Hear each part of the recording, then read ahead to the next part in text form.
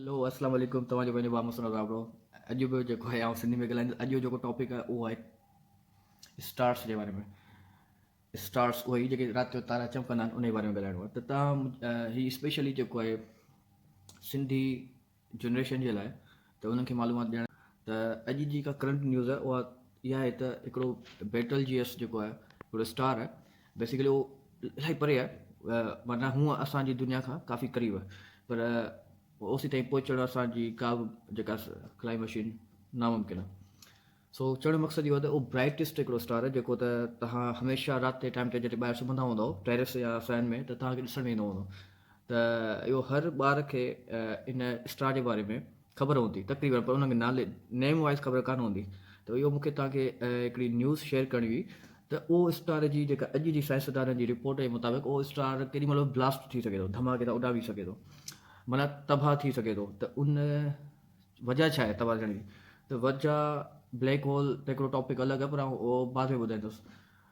उहो हिन वक़्तु माना तारो तव्हां अगरि ॾिसंदव तव्हां त इलाही ब्लिंक पियो करे, माना क़िस्म क़िस्म जूं जेको आहे लाइटूं पियो छॾे, रेड ग्रीन। माना हिकिड़ा तारा तव्हां ॾिसंदा हूंदव राति जो त उहे इलाही चमकंदा आहिनि। हीउ उहो उन्हनि मां हिकिड़ो तारो आहे जेको हमेशह ब्राइट हूंदो आहे, इलाही चमकंदो आहे, पर हिन वक़्तु उनजी थोरी चमक इलाही स्ट्रेंज आहे, मुख़्तलिफ़ आहे। त मुंहिंजो टॉपिक स्पेशली इन बारे में आहे त जेको साइंसदान जेका रिपोर्ट छॾी आहे उन मुताबिक़ इहो स्टार केॾीमहिल धमाके सां ब्लास्ट थी सघे थो ऐं इन जा नुक़सानात असांजी धरतीअ ते कहिड़ा अची सघंदा उन बारे में तव्हांखे आगाह करिणो आहे। काफ़ी साल पहिरीं साइंसदान जी रिपोर्ट जे मुताबिक़ हिकिड़ो अहिड़ो ई ब्राइट स्टार जेको आहे नोवा में जेको आहे कन्वर्ट थियो, माना ब्लास्ट थियो, ऐं उन जा छा नुक़सानात हिन दुनिया ताईं पहुता ट्रेवल करे। लाइट ट्रेवल थींदी आहे न, उन जे ज़रिए हुन जा रेडिएशन्स ऐं हुन जा कुझु अहिड़ा जेके आहिनि रेडिएशन्स हुआ जेके हिन दुनिया में ट्रेवल करे जल्दी पहुता। ऐं उन खां पोइ हिन दुनिया में छा छा ॾिसण में आयो? हिन दुनिया में सिज 2 ॾिसण में आया, राति जो चंड 2 ॾिसण में आया। अहिड़े क़िस्म जा जेके आहिनि हिते असरात पैदा थिया। 8 महीना कंटिन्यू इन तरह उहे जेको आहे शो थिया, जंहिं करे माण्हू हिते काफ़ी परेशान थी विया। इहा हिस्ट्री आहे, तव्हां यूट्यूब ते या किथे बि सर्च करे तव्हां मालूम करे सघो था त हीउ हिकिड़ो ब्राइटेस्ट तारो आहे। इहो बि हिन वक़्तु इन ब्लास्ट थियण जे एक्सप्लोज थियण जे काफ़ी क़रीब आहे। इन केस हीअ असांखां 500 साल 500 ईयर्स साल परे आहे, लाइट ईयर्स परे आहे। त हिन हू जेको इन खां पहिरीं वारो जेको ब्लास्ट थियो उहो इन इलाही परे हो, पर हीअ असांखे पोइ बि क़रीब आहे ऐं हिन जो ख़तरो असांखे वधीक आहे। ऐं कुझु पिक्चर्स इन दौरान तव्हांखे शो बि कंदुसि त इहो कहिड़ो स्टार आहे। इन जूं पिक्चर्स मुख़्तलिफ़ सालनि में वरितियूं हुयूं ऐं उन्हनि टाइम में हिननि जी इन स्टार जी केॾीमहिल कहिड़ी कम रोशनी, केॾीमहिल ज़्यादा रोशनी, केॾीमहिल मुख़्तलिफ़ अजीब स्ट्रेंज शिकल अख़्तियार पियो करे, केॾीमहिल कहिड़ी।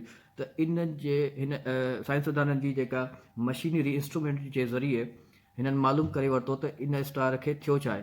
त एक्चुअली ख़बर पई त इहो स्टार एक्सप्लोज थियण वारो आहे, तबाह थियण वारो आहे, जंहिंजा नुक़सान हिन दुनिया में बेइंतिहा थी सघनि था। इन केस अलाह न करे असांजो ईमान आहे त अलाह न कंदो त अहिड़ो को वाक़ियो थींदो, पर अगरि थियो त इन जा जेके अंदेशा आहिनि, नुक़सान हिन दुनिया में, उहे ईअं त हिकिड़ी टाइम ते सिज माना काफ़ी सिज ॾिसण में ईंदा ऐं उनजी तपश हिन दुनिया खे साड़े छॾींदी। ऐं उन सां गॾु ई गॾु जेको आहे अगरि माना राति बि अहिड़े क़िस्म जी हूंदी जेका ब्राइट हूंदी, माना लॻंदो जहिड़ो ॾींहुं। त अहिड़े क़िस्म जा उन असरात हिन दुनिया में ईंदा ऐं ह्यूमिनिटी या इहा वर्ड त तबाह थी वेंदी, ब्लास्ट थी वेंदी, माना सही न सघंदी। उन जी तपश, उन जी जेका आतिशगी, उन जा रेडिएशन्स सही न सघंदी ऐं इंसानियत हुई ख़तमु थी वेंदी। अञा ताईं तव्हां अञा सब्सक्राइब न कयो आहे, लाइक न कयो आहे, त जल्दी सां सब्सक्राइब ऐं लाइक कयो ताकी तव्हांखे मुंहिंजा ॿिया जेके वीडियोज़ आहिनि उहे तव्हांखे जल्दी पहुची सघनि ऐं तव्हां मूंसां कनेक्ट रही सघो।